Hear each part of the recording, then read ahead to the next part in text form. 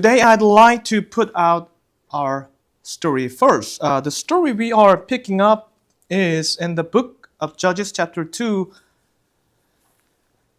And as I briefly laid out, it's where the children of Israel started easing up on themselves. They were growing more and more oblivious to their identity and their faith.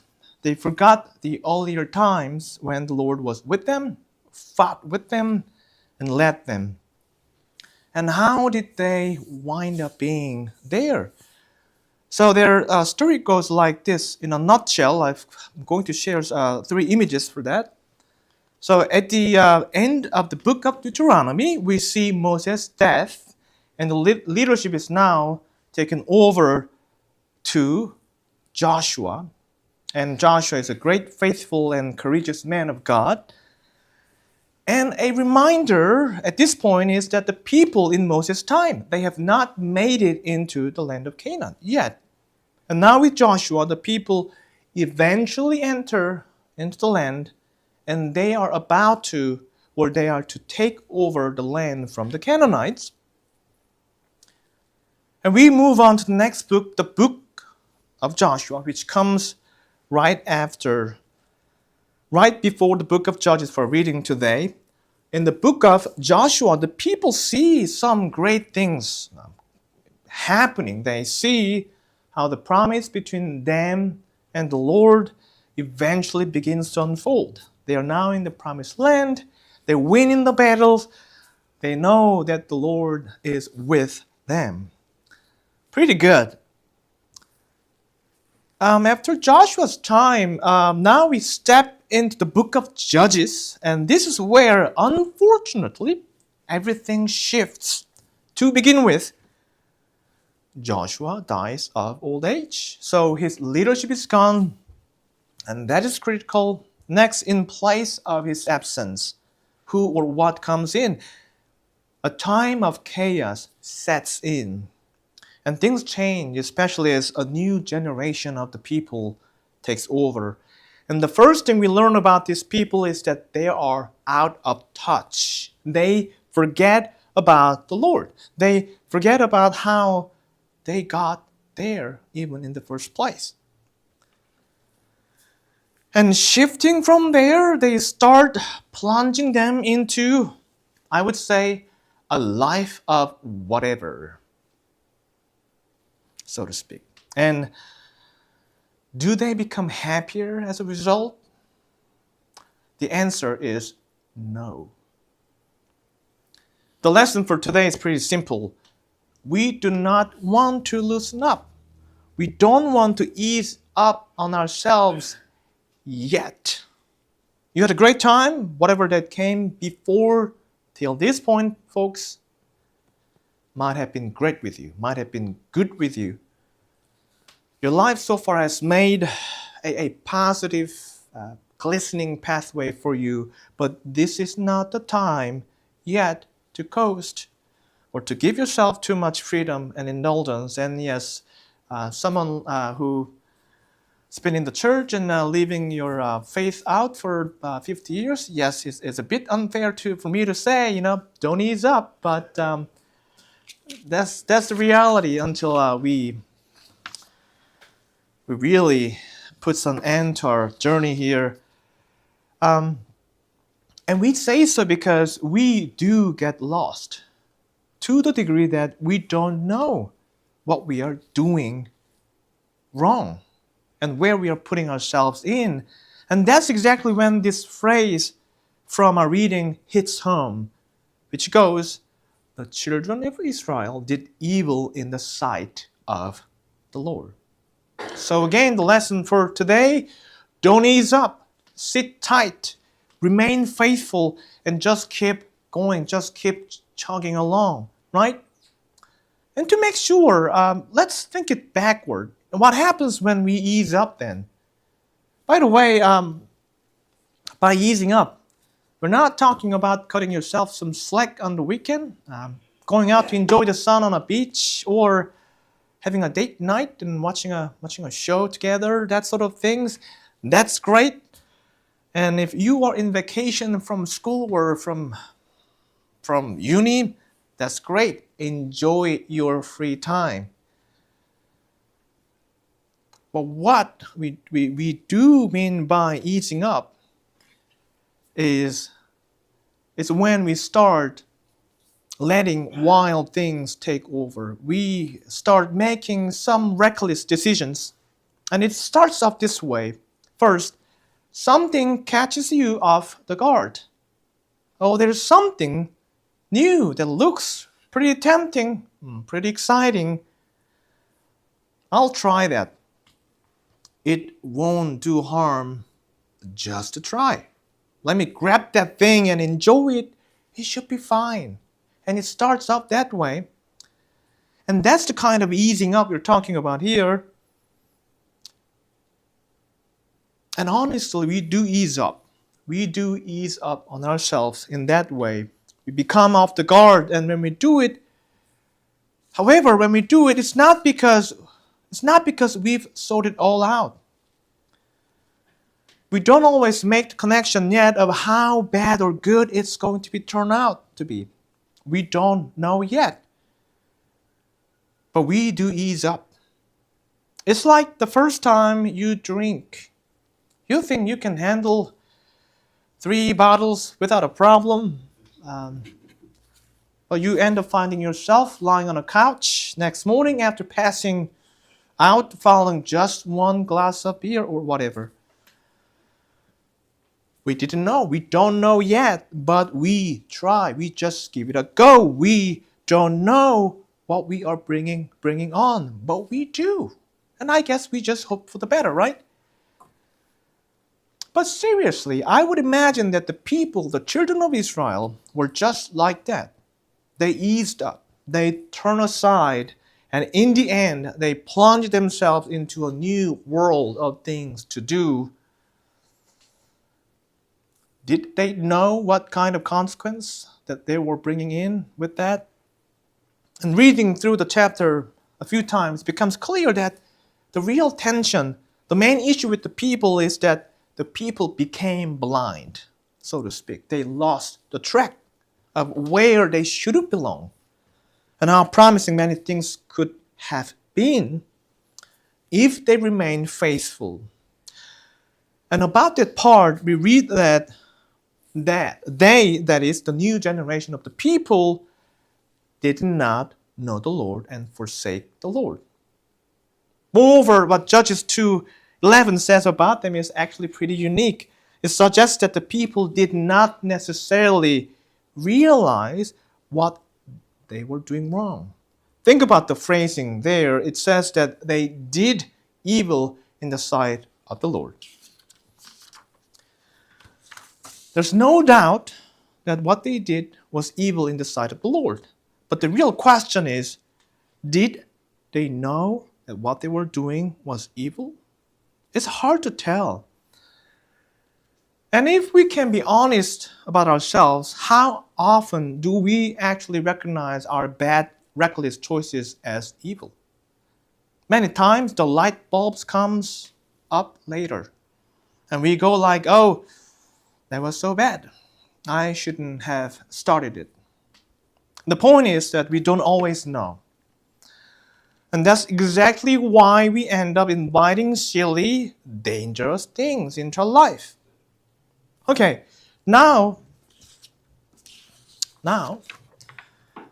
we'll come up with a few examples of that. And we'll begin with the easiest example, just as we tried last Sunday with and around the subject of love. First, I won't say what it is, but I will encourage you to think what it is. You don't have to say. Take some time and keep it yourself, okay? And here are some clues. For decades, this one thing was heavily promoted, glamorized, and it was extremely normalized through television and global media. Millions of people loved it, and they still love it, until they finally realized that it was incredibly detrimental to their life quality and to their health. But that devastating truth was only revealed after years and years and years later. And can you guess what that was? I'm sorry? Smoking. Oh, wow, okay. Yes, it was cigarettes. Yes, it was cigarettes. So let's unravel that step by step. Smoking may not be a big deal these days. The prevalence of smoking today in Australia is not really high. The estimate is about 5 to 6% of Australian adults are daily smokers. In comparison, the United States has a higher rate at about 10%. The rate is pretty low today because now it is the public knowledge that smoking is bad. It could kill you. If you smoke long enough, yes, sure, it can kill you. But the information we have on smoking and its effects was not studied and well known until approximately 1960s. As a matter of fact, the situations were far worse with the people because smoking was heavily advertised and normalized as something good and healthy. Did you know about that part? It was normalized and advertised as healthy and good. And I will showcase just a few of those advertisements, mostly from 1930s. Okay. The first image here is an ad from 1934, and some of the claims here you can't really see there, but some of the claims here is that smoking could give you more energy. All right. No, right? And it could improve your athletic performances. It says that your athletic performances could be improved. The second claim especially is outrageous. I've got some other, this is also from 1930s, and it's really tempting. I want to go up there and read it for you. But basically it says that smoking is pretty good. Try. Now look at how it is glamorized by that ad. The third one is from around the same period. And by the time some people started raising some questions about smoking and is it healthy? Is it good? But you know what some companies did? Some companies, in response to that, started employing doctors and physicians to endorse that it was still good, it was still okay to smoke. And that tells a lot. And now imagine how many people's lives could have been impacted by those false advertisements. To take the United States as an example, almost 1/2 of USA adults were cigarette smokers in 1960, according to a study, about 43%. And only very slowly people discovered truth about cigarettes. That means for the whole time, they did not have a single clue about how bad it was. And to this day, cigarettes, according to World Health Organization, kills still today, more than 7 million people each year, including over 1.6 million non-smokers who are exposed to secondhand smoke. And it still poses a great threat to many people's lives and their well-being. And then finally, we caught up with how bad it was, and now we are seeing these health warnings on cigarette package. But think about it, how it took such a long time and a long way to coming from that to that, right? About 100 years.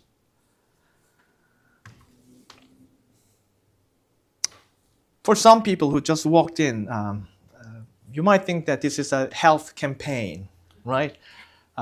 You could say so. But we'll put aside about smoking, and that's just an example. What we are trying to do is laying out the reality that there are things that can catch us extremely off the guard, making us believe that what we do and practice is not wrong, it's not harmful, it's not evil, because it's all over the places like that. It's up on the media and so on. But in the end, we'll come to see how bad those actually are.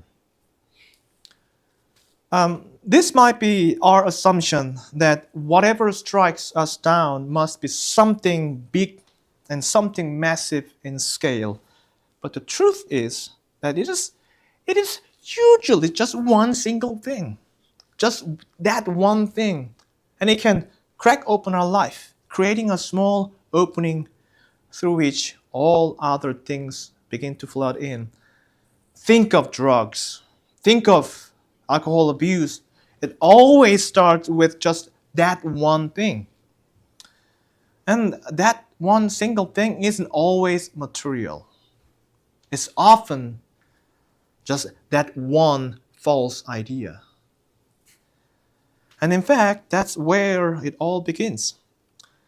We'll offer one example of that as well. It is the thought or belief that there is a shortcut to happiness. People defy and deny the conventional idea about happiness in life, as in family, as in marriage, as in work and service. Now people call out their ideas as an innovation. But once people accept whatever that might be, all sorts of other things just come in and chip in. But as we've seen, that once believed to be shortcut to happiness can later turn out to be disastrous, a mere deception. And that's one way of how we stumble into doing what is evil in the sight of the Lord. We lose sight, we lose our discernment. And here is a wake-up call. And I'm going to quote from Divine Providence 81, which is well worth our attention. And if you will bookmark it as one of your go-to passages, it is enlightening. And this passage touches on why we are not to allow evils even in our thoughts. I'll put it up there. If we believe that particular evils are permissible, then they do become part of us, even though we do not do them, since the permission we grant them in our thought comes from our intent, and there is an agreement. As a result, when we believe that some particular evil is permissible, we have relaxed, eased up the inner restraint against it, and are kept from doing it only by outward restraints, which are fears. Since our spirit, a person's spirit, is cherishing this evil, once the outward restraints are removed, we feel free to do it. In the meanwhile, we are constantly doing it in our spirits. The lesson for today and this week is, as we said, hey people, sit tight, remain faithful, just keep chugging along. Can we follow the Lord, His lead? I think we can. We can be happy with His guidance and be willing to work with it. You know, we let things in. We've let something unhealthy and toxic in our life by mistake, by accident, and in ignorance. And we can turn that around. And in Christianity, what do you call that? We call that repentance. And we are not trying to be a perfectionist here. We missed the mark. That's why it's so important that we never stop learning from the Lord. It's crucial that we need the eyes and the discernment to tell the good things from the bad. Learning, growing, and equipping yourself with good knowledge and the Lord's wisdom. That is what it means to not ease up.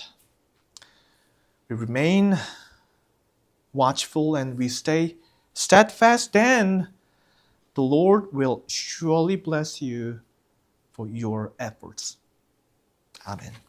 I'm going to play a short footage that I couldn't play as 1 minute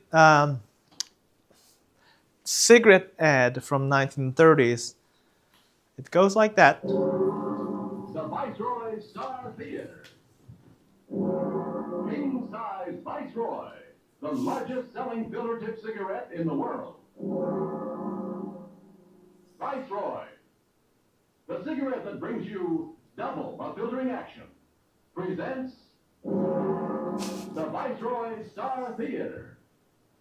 10 o'clock. All's Smoking at home. Wow. Children are asleep and the house is quiet. It's the good time, the end of a busy day. And I even remember to get the car grease. Swell. Did you remember to get some Winston's? Picked up a carton, Sure tastes good. like a cigarette should. Glad we got together on Winston. Sure am. You were right about this filter cigarette. It's got real flavor. I got the real flavor. Yes.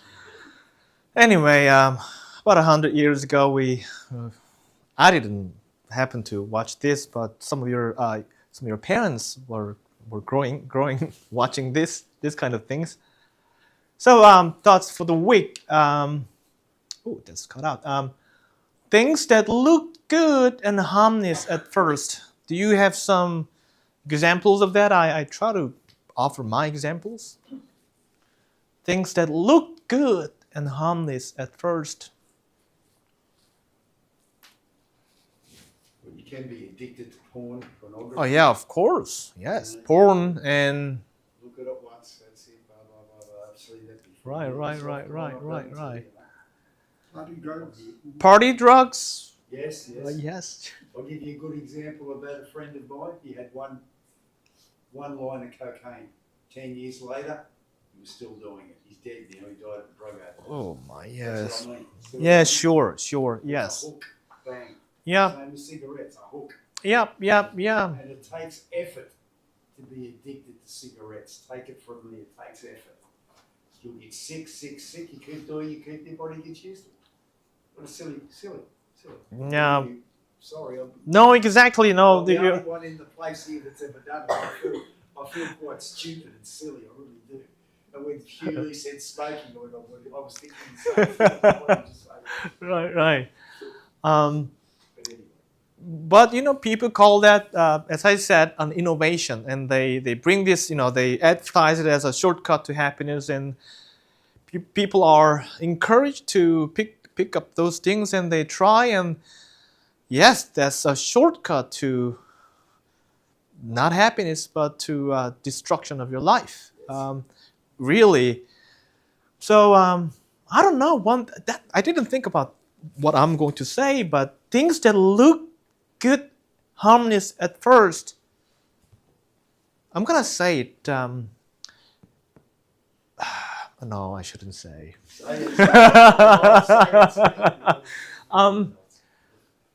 It's a double-edged sword. So okay, I'll put it this way. Anything that looks pretty, I'll say anything that looks pretty is so easy to get caught with it. But good luck with that. You got to really see. I mean, speaking of a person, you got to really see what is in the person. The outer appearance can trick and be a big snare to you, but it's not the outer appearance. It's given, the good appearance is given to reflect the inner beauty when we have the inner beauty living inside of us. But anyway, just a simple reminder, the world is full of deceptions, and it's really important. I've been trying to hammer on this one thing. It's important to have and develop our discernment. Without that, we're just gonna let things in. So that's my thing. But okay, I think we have. Ralph, do you have another example? Just another one, I think. Extreme sport. Extreme sports. Really extreme. Really extreme, right? Going up on a mountain cliff without anything like that, right? Extreme sports. It can look exciting, right? But it is dangerous too. It is, yeah. I think the first thing that we're good thinking about that is the Adam and Eve story. Oh, The fruit's sweet. Go on, have it. There you go. yep. No, it all ties back to that instant. Exactly. Really it is. The second one, the photo is a bit cut out, but okay, you know what? I can make it better. Right. Okay. I think we can have a good ride in our life. We have a beautiful mountain up there, and we have a good pathway. Yes, we've got some wilderness out there, and all we're asking, we are not trying to, the church isn't trying to restrain you into one set of course of action or anything like that. We are saying that, hey, just be in this good pathway, people. All right, it's pretty large, and you can enjoy your life in that pathway. Don't try to go off the track. So, but we'll admit that we are most likely will wander around, and that is written in the story of the children of Israel. They wandered in the wilderness for 40 years or more. So that's part of our journey, but just remember that we have a good destination that we all have to bear in mind all along.